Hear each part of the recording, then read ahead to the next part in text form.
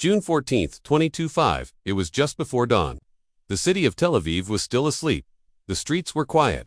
The sea was calm. Then, at exactly 4:43 a.m., the sirens began to scream. Across central and northern Israel, phones buzzed with emergency alerts. Families jumped from their beds. Children cried. Parents grabbed their loved ones and rushed to bomb shelters. Because this wasn't just another rocket attack, this was Iran. For the first time in history, the Islamic Republic of Iran launched a direct military assault on the state of Israel, under the name Operation True Promise 3.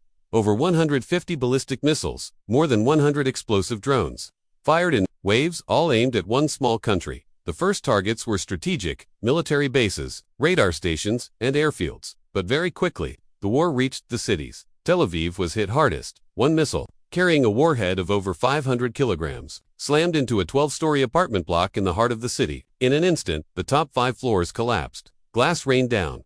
Car alarms howled. People ran barefoot into the streets. One mother was seen screaming for her child, trapped under concrete. Paramedics raced through the rubble. Firefighters climbed shattered stairwells. Dazed survivors helped each other out of buildings, covered in blood and dust.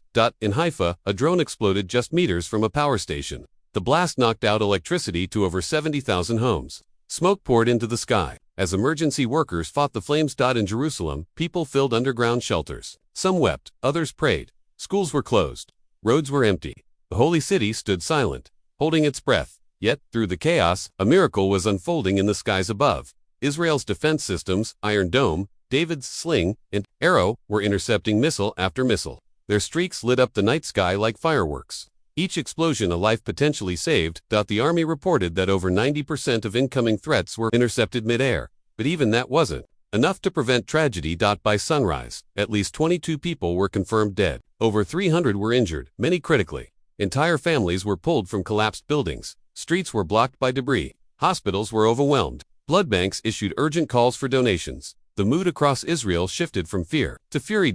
In a televised address, Prime Minister Benjamin Netanyahu appeared visibly shaken, but determined. This was a declaration of war. Iran has crossed every red line, and they will face consequences like never before. Within hours, Israeli jets took to the skies once more, striking Iranian fuel depots, missile factories, and nuclear labs. But the damage to Israeli cities, to its people, had already been done. For Tel Aviv, the trauma was deep. Shattered glass lined the streets.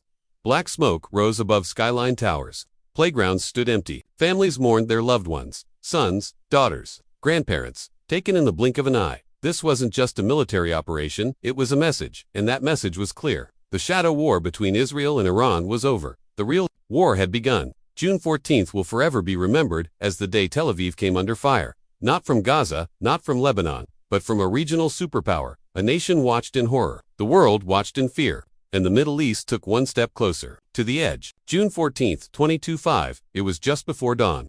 The city of Tel Aviv was still asleep. The streets were quiet. The sea was calm. Then, at exactly 4:43 a.m., the sirens began to scream. Across central and northern Israel, phones buzzed with emergency alerts. Families jumped from